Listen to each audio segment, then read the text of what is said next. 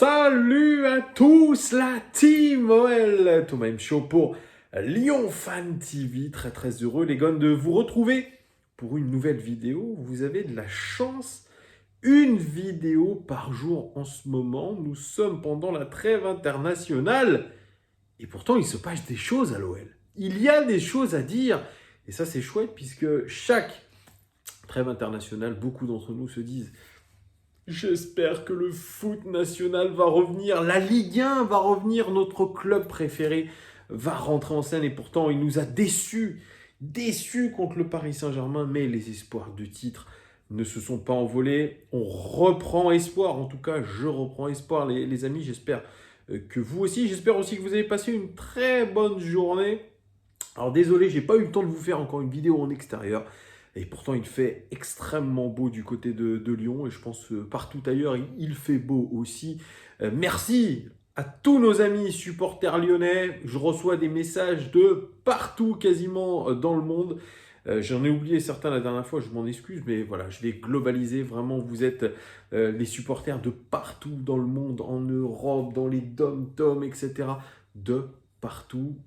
Franchement, je vous remercie de me suivre, de me donner autant de courage, de nous donner du courage. Je vous l'annonce aussi, enfin, je vous le réannonce, il y aura évidemment une nouvelle équipe pour Lyon Live TV 2.0.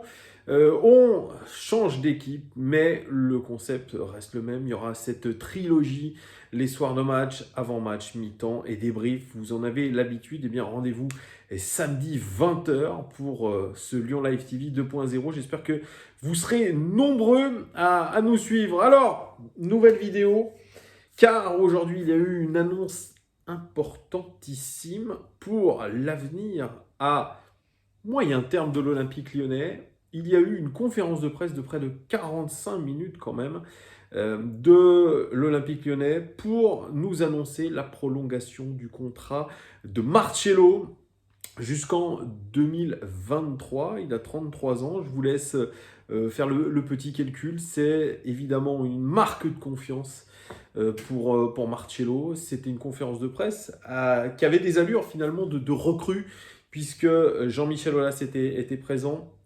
Juninho était aussi présent pour parler de cette prolongation de contrat qui était espérée. Et en tout cas, dans le contexte actuel, dans ce contexte de Covid et d'incertitude financière, c'était aujourd'hui très important de prolonger un élément fort de notre vestiaire, de notre équipe, qui est Marcelo.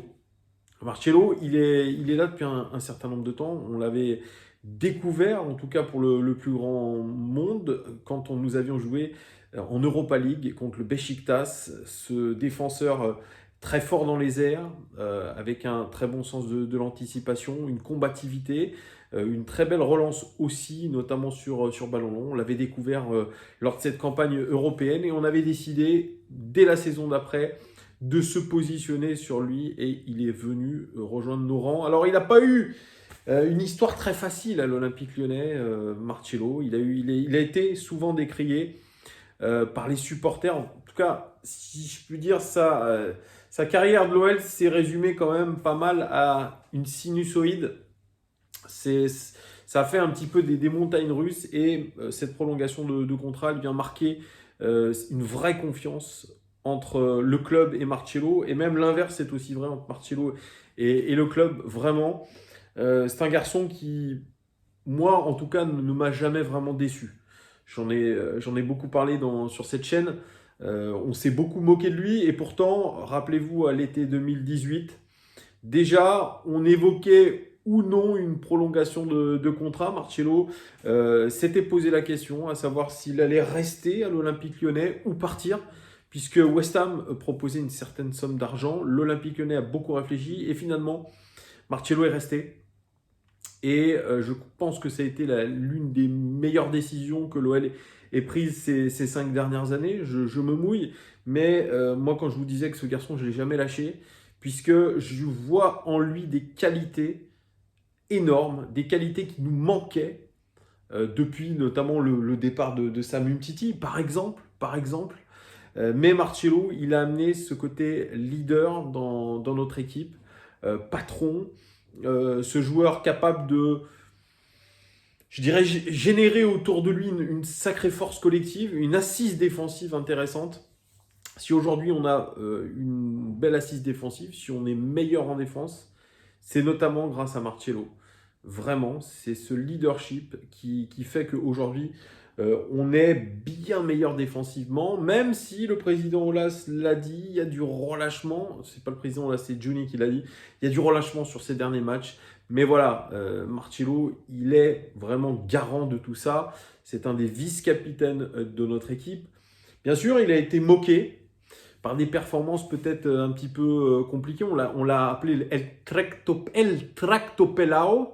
Voilà, donc le tractopelle, vu qu'il est pas très rapide. On s'est moqué de lui quand il est tombé face à Lionel Messi au Camp Nou sur un dribble. On s'est beaucoup moqué de cette personne. Il y a eu un délit de sale gueule. Il y a eu aussi cette opposition avec certains membres des Bad Guns qui a été très loin, puisque je vous rappelle qu'il y a 1 an et demi, on se qualifiait face à Leipzig en phase de poule de Ligue des Champions, se qualifie pour la suite de la compétition. Et là, il y a cet étendard d'un supporter lyonnais avec Marcelo qui est caricaturé en âne. Voilà, donc derrière, il y a eu toutes ces échauffourées avec Memphis Depay, etc. Donc il y a eu ces doigts d'honneur aussi de Marcelo à l'attention des supporters. C'était je crois d'ailleurs, une altercation qui s'était déroulée contre Benfica à l'aéroport, je crois, quand les joueurs revenaient de Benfica. Et Dieu sait qu'on n'a pas fait une très belle performance contre Benfica. Et Marcelo avait été peut-être rendu coupable, mais en tout cas, il a essayé de défendre ses coéquipiers. Mais voilà, ça s'est vraiment envenimé. Sa femme aussi n'y a pas été de main morte. Voilà, elle a dit qu'elle n'était plus en sécurité, que sa famille n'était plus en sécurité et qu'il devait quitter l'Olympique Lyonnais. Et c'est tout le club un petit peu qui a tremblé, Juni en premier.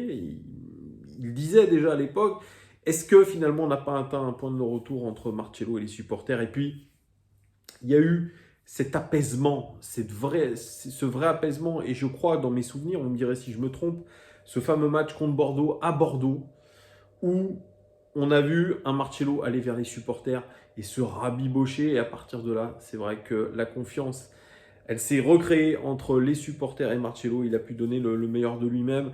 Et très sincèrement, c'est le meilleur aujourd'hui de nos défenseurs centraux. Voilà.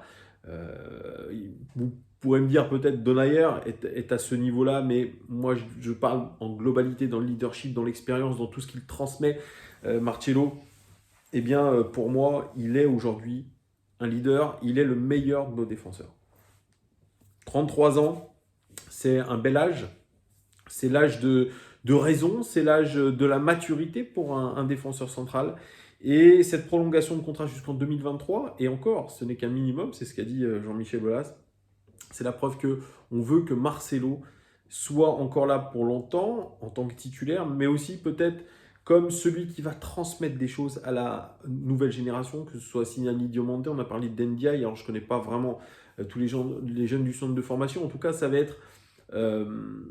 il va transmettre un petit peu le bâton, il va transmettre le témoin, pardon, à tous ces jeunes, et c'est pour ça que le club l'a pris. Et puis, on ne va pas se mentir, la situation économique due au Covid est compliquée. Tous les clubs doivent chercher à surtout regarder l'avenir avec moins de certitude. Donc, qui dit moins de certitude dit moins de latitude sur le marché des transferts. Aujourd'hui, un défenseur central de la qualité et de l'expérience de Marcelo, on va pas se mentir, c'est 35-40 millions d'euros. À l'époque où on cherchait un très grand défenseur central qui était Ruben Dias, qui est aujourd'hui à Manchester City, je crois qu'on nous proposait des sommes entre 40 et 50 millions d'euros. On parle vraiment, on avait galéré lors c'était l'été 2018, je ne sais plus, pour trouver un défenseur central de qualité. On s'était mangé les dents sur Yeremina, sur le défenseur central de Manchester United, j'ai le nom qui me file, mais vrai, qui file aussi, Eric Bailly, voilà, Eric Bailly, il y en avait un autre. Aussi, on s'était vraiment cassé les dents à trouver un défenseur central de qualité. Aujourd'hui, on l'a, il sait parler le français, il est intégré dans cette équipe, c'est un leader, il va transmettre cette expérience et ce leadership aux futurs défenseurs centraux de l'OL. Il va être cet élément moteur. Et donc, aujourd'hui, c'est la meilleure des choses que de garder ces meilleurs éléments dans le club, les faire prolonger On voit bien ce qui a été fait au Paris Saint-Germain, où ils ont prolongé André Di Maria, qui a lui aussi 33 ans. Ils savent que pour trouver le profil d'un André Di Maria aujourd'hui sur le marché avec cette expérience-là, et bon, peut-être un peu moins jeune, un peu plus jeune, pardon, eh bien, il faudrait débourser des sommes folles, même si vous êtes le Qatar, vous savez que ce marché est un petit peu déréglé, que ça sera compliqué. Donc, la stratégie de l'OL, elle est simple, c'est prolonger ses meilleurs éléments. On a parlé de Denayer aussi, il y a des discussions, mais tout n'est pas encore ficelé. Mais on a envie aujourd'hui à l'OL de maintenir cette charnière centrale quasiment indéfectible, quasiment indéboulonnable. Marcelo Denayer, aujourd'hui, c'est une équipe qui gagne. Et derrière, on a des Diomandé, on a des Ndiaye. On a parlé aussi de Ben Lamri, mais à moindre mesure en tout cas. Juninho rappelait dans cette conférence de presse, justement, il dit si on veut gagner la Ligue des Champions, peut-être utopique, mais en tout cas, il se base sur ce qu'a fait Liverpool. Liverpool, ils ont acheté un gardien d'expérience, ils ont acheté 2 défenseurs centraux importants. Et donc, cette colonne-là, ce trio-là, gardien de but et 2 défenseurs centraux, ça fait tout pour aujourd'hui gagner une Champions League. Et il dit, regardez, aujourd'hui, on voit que Van Dijk est blessé, leurs 2 défenseurs centraux sont blessés, et puis Alisson Becker est dans une saison très compliquée. Bien, vous voyez, Liverpool est en train de tomber. Donc, on parle avant tout d'une assise défensive. Parce qu'il dit on a une équipe qui est capable de se créer des occasions, mais on a besoin d'avoir une assise défensive. On a besoin d'avoir des modèles. Et Marcelo fait partie de ces modèles dans son engagement au quotidien, à l'entraînement, son engagement au quotidien avec les jeunes, son engagement de tous les instants, cette mentalité. Eh bien, c'est ça que veut véhiculer le club, même en parlant du fait qu'il étudie aussi à la fac les sciences économiques. Voilà, on parle d'une culture générale, selon Jean-Michel Aulas, on parle de valeurs d'un joueur, et aujourd'hui, ces valeurs, les valeurs que transmet Marcelo collent parfaitement avec ce que veut l'Olympique Lyonnais. Ça, je trouve que je suis à 100% d'accord avec l'OL. Il fallait absolument prolonger Marcelo. C'était une évidence. Il le mérite par rapport à ses performances globales. Il est extrêmement régulier. Alors, on peut me dire, ouais, mais il a pris le bouillon contre Mbappé. Excusez-moi, mais ce n'est pas forcément de sa faute. C'est, je pense, un problème de tactique. Bon, on ne va pas y revenir dessus. Mais tout, voilà. Donc, il y avait cette prolongation de contrat de Marcelo. Mais tous les sujets ont été un petit peu évoqués, notamment le sujet Rudy Garcia. Et là, on est très évasif côté Jean-Michel Aulas. Voilà, on se donne un maximum de réflexion concernant l'avenir de Rudy Garcia, mais il y a des tendances qui se dessinent, c'est lui qui l'a dit. Seul, je pense, un titre de champion de France ferait que Rudy Garcia resterait, mais c'est même pas sûr que lui ait envie de rester. En tout cas, je pense vraisemblablement qu'on va aller sur un nouveau changement d'entraîneur et probablement aussi de staff. C'est en tout cas comme ça que voit les choses, que Jean-Michel Aulas voit les choses, pardon. Donc on a parlé de ce sujet garçon, on a parlé du sujet Memphis Depay, je vous en parlais aussi dans ma dernière vidéo avec ce dirigeant historique. Memphis Depay, tout a été fait pour lui, c'est ce qu'on dit, on l'a mis dans les meilleures dispositions pour qu'il retrouve son meilleur niveau, le capitanat, et surtout, Jean-Michel Aulas a dit, on a vu un niveau d'engagement de Memphis Depay qui n'a jamais été vu depuis qu'il est arrivé à l'Olympique Lyonnais. Bien sûr, il a envie d'aller dans un plus grand club, mais aujourd'hui, tout a été fait pour lui à l'Olympique Lyonnais. Et la seule chose qui ferait que Memphis Depay reste, ça serait qu'on fasse 8 derniers matchs de folie et peut-être qu'on gagne un titre. C'est ce qu'a dit Jean-Michel Aulas en substance. Ça, en tout cas, l'avenir de Memphis Depay est suspendu à un titre ou non de champion de France. Donc, on a tout à y gagner sur cette fin de championnat. Et c'est ce qu'a rappelé d'ailleurs Jean-Michel Aulas, il l'a dit, le match contre Lens sera capital. Il va parler aux joueurs avant le départ de ces derniers pour Lens. C'est le retour finalement d'un président proactif qui va avoir, je pense, son rôle à jouer dans ces 8 derniers matchs. Il dit, on vient me voir à la demande. C'est, voilà, s'il y a besoin, je viens, mais j'essaie de me mettre en retrait. Aujourd'hui, il y a Juninho. Il y a tout un tas de personnes qui sont aussi capables de venir au quotidien, dire ce qu'ils ont à dire aux joueurs et au staff. Mais le big boss, celui qui a la plus grande aura, c'est Jean-Michel Aulas. Et je pense que sa parole vaudra de l'or sur ces 8 derniers matchs. On le sait, on est capable de faire des beaux sprints finaux. Mais voilà, Jean-Michel Aulas va, je pense, beaucoup plus intervenir dans les prochaines semaines, dans ces dernières échéances. En tout cas, c'est comme ça qu'il faut le voir. Un Jean-Michel Aulas qui a balayé vraiment tous les sujets d'actualité de l'Olympique Lyonnais, que ce soit le mercato, que ce soit aussi les féminines, que ce soit la réforme aussi de l'UEFA, de la Champions League, mais ça on aura peut-être l'occasion d'en reparler. Un Jean-Michel Aulas qui est de plus en plus présent. Je ne sais pas si vous avez remarqué, il avait été pas mal en retrait ces derniers temps. Et puis là, on voit beaucoup plus d'interviews de lui. Il y a eu ce gros reportage de Mohamed Bouafsi sur RMC Sport. Il est présent dans tous les médias, dans des interviews, surtout papier. Et puis, encore une fois, preuve de cette implication de Jean-Michel Aulas, c'est cette une de France Football qui classe aujourd'hui le top 30 des présidents français dans l'histoire de la Ligue 1. Et devinez qui est le numéro 1 ? C'est JMA. Jean-Michel Aulas. Je ne suis pas encore parti. C'est le numéro 1. À partir de 7 critères, donc France Football a établi le classement des plus grands présidents de l'histoire de la Ligue 1. Une étude qui couronne Jean-Michel Aulas devant Henri Germain et Roger Rocher. Un Jean-Michel Aulas. Je vous montre un petit peu parce que c'est très fort. Jean-Michel Aulas avec Bernard Tapie, top 30 président pour l'histoire, où on voit Henri Germain, Roger Rocher, Louis Fontenot de Nantes, Jean-Louis Camporan de Monaco, Nasser El Khelaifi, 6e de ce classement. Et puis une interview, encore une fois, de Jean-Michel Aulas, une interview extrêmement intéressante pour notre grand patron, un président d'ailleurs, vous remarquerez, qui est souvent en costard basket.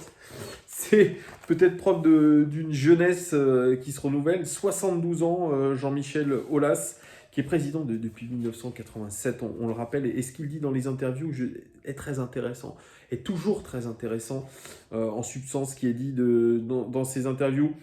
Il dit... Je ne suis pas juste un spécialiste de foot ou d'événementiel, j'ai la vision globale d'un entrepreneur, meneur d'hommes qui ne doit jamais cesser d'innover. Et c'est ce qu'il dit souvent. Il dit, vous vous rendez compte, il a 72 ans, il parle d'innovation. C'est ça, c'est ce à quoi on reconnaît aujourd'hui un entrepreneur, c'est à sa capacité de parler d'innovation, de voir l'avenir, d'être en avance sur son temps. Et Jean-Michel Aulas, c'est vrai, est un visionnaire. Il dit, dans mes deux métiers, les nouvelles technologies et le foot, il faut sans cesse se réinventer car les choses ne seront jamais comme hier. Et oui, Jean-Michel Aulas, c'est pour ça que je réitère ma demande d'interview sur ma chaîne YouTube, évidemment, et je pense, mon petit doigt me dit que j'y arriverai. Je ne lâche pas en tout cas cette idée-là. Jean-Michel Aulas, avec Marino Fascioli, qui était à l'époque le président délégué. C'était en 99, c'est la signature de Sonny Anderson qui a fait, je pense, basculer l'Olympique Lyonnais dans un avenir européen. Ça me rappelle des très bons souvenirs. Il avait été recruté 120 millions de francs à l'époque, 24,5 millions d'euros. C'était grâce au groupe Pathé qui avait pu investir ce montant-là. Donc ça, c'était le flair de Jean-Michel Aulas. Il dit ça n'avait rien d'un coup de folie. Au contraire, ce fut un coup gagnant sportivement. Alors, au niveau de ses inspirations, Jean-Michel Aulas, il est très clair, on en avait déjà parlé, puisque l'OL ressemblait un petit peu à un club européen, un grand club européen qui est situé dans la Bavière en Allemagne, c'est Munich, le Bayern Munich.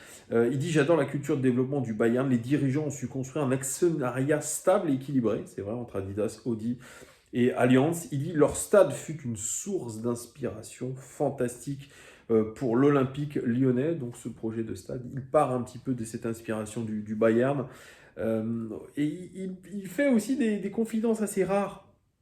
Et on en avait un petit peu sous-entendu quelques infos, notamment par Romain Molina, qui est un journaliste qu'on a reçu sur cette chaîne, et qui avait parlé de magouilles dans le foot. Et il avait dit que l'Olympique Lyonnais finalement était plutôt bien géré et ne cédait pas aux magouilles. Et il dit Il y a des voyous dans notre sport. Ce que dit d'ailleurs souvent Romain Molina.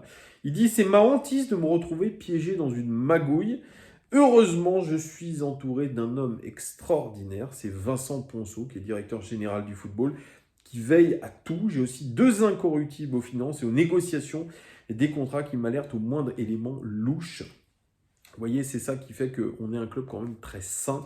Il faut le dire, je suis en train de m'affaisser dans mon canapé. C'est ça qui est ouf. Au niveau de ce stade, il y a peut-être un regret.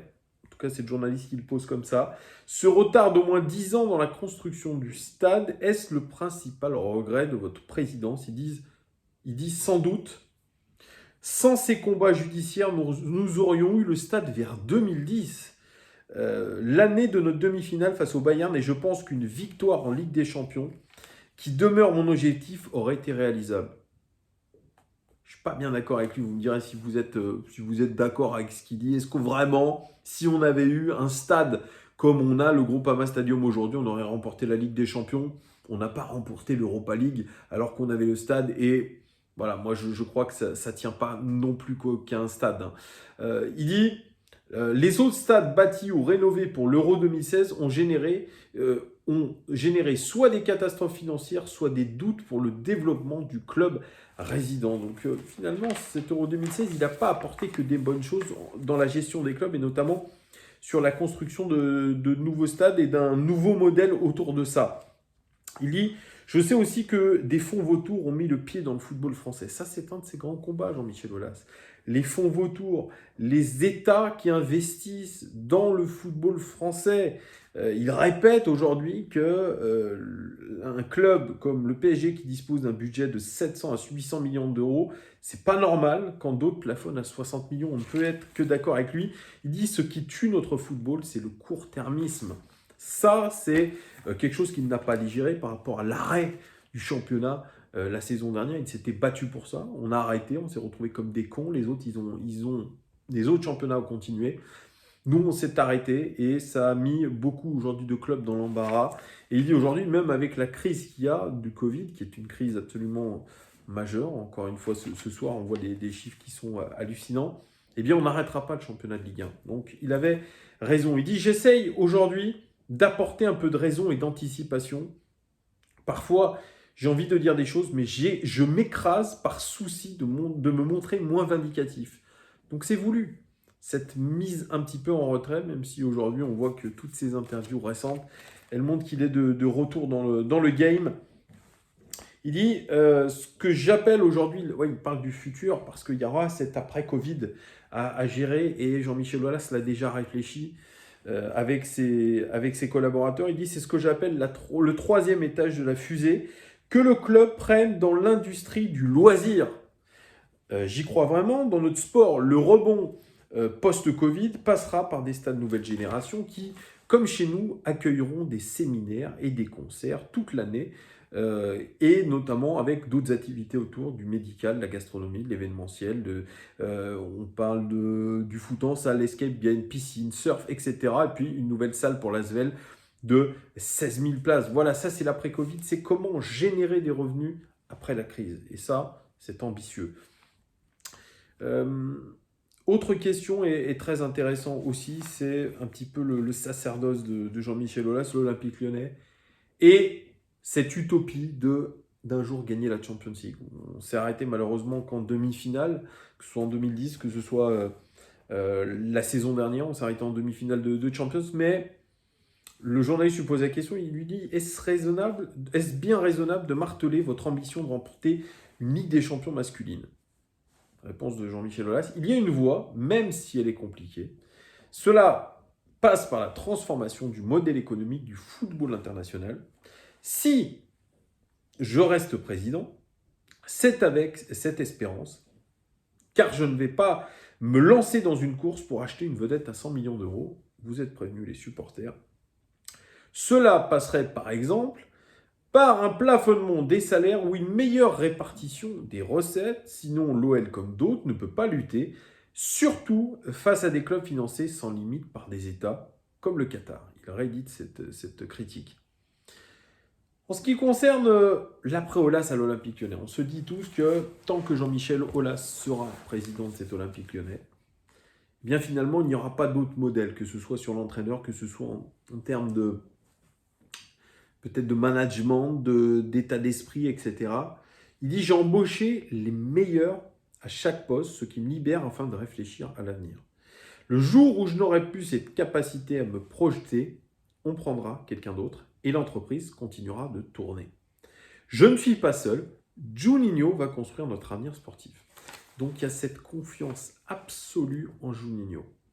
Là où peut-être la saison dernière, il y avait une sorte de vacillement, l'échec Silvino notamment a été là pour beaucoup, et bien aujourd'hui, on a une confiance quasiment aveugle en Juninho, qui pour lui est l'avenir de ce club en termes de direction sportive. Il dit l'OL et il parle aussi de Sonia Bonpastor aussi pour l'équipe féminine. L'OL dispose des gens qui, autant sportivement que dans le business, possèdent la vision du développement jusqu'en 2040. Donc les 20 prochaines années ont déjà été étudiées par Jean-Michel Aulas et son board.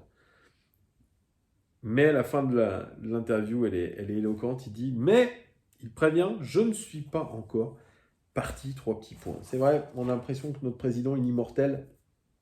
Et pourtant, sa première phrase au début de l'interview, elle est saisissante, il dit que récompense cette première place au classement des présidents? Il dit: la chance d'avoir une bonne santé, je vois de plus en plus de gens de ma génération disparaître. Voilà. Mais pourtant, il ne se voit pas encore raccroché. C'est un passionné, c'est quelqu'un qui va mourir sur scène, très probablement. C'est un personnage mythique, vraiment, de ce club-là. Mais, de temps en temps, c'est vrai, moi j'entends beaucoup certains supporters, même vous sur cette chaîne, me dire: bon, écoute Thomas, bien sûr c'est un super président, mais aujourd'hui il faudrait peut-être penser à l'après-Aulas. Se dire que peut-être qu'il faudrait qu'il lâche les rênes et qu'on parte sur autre chose. C'est en tout cas ce qui mûrit dans la tête de certains supporters. Bien sûr, il y a du pour, il y a du contre. Vous me direz un petit peu en commentaire tout ça. Voilà ce que je pouvais vous dire, les gars. Quasiment une demi-heure que je vous parle, mais le sujet est assez riche. Les sujets d'actualité sont assez riches. Donc n'hésitez pas à me dire ce que vous pensez de la prolongation de contrat de Marcelo. Très important. Est-ce que vous êtes satisfait, pas satisfait? Expliquez-moi tout ça en commentaire. La probable prolongation aussi de Jason Denayer, l'avenir de Garcia, l'avenir de Memphis Depay. Évidemment, je lirai vos commentaires comme d'habitude. Merci pour vos soutiens. Merci de vous abonner, de me poser un like si vous avez aimé cette vidéo. Merci beaucoup. Et on se retrouve bien évidemment très vite pour de nouvelles aventures. Ciao, bye les amis!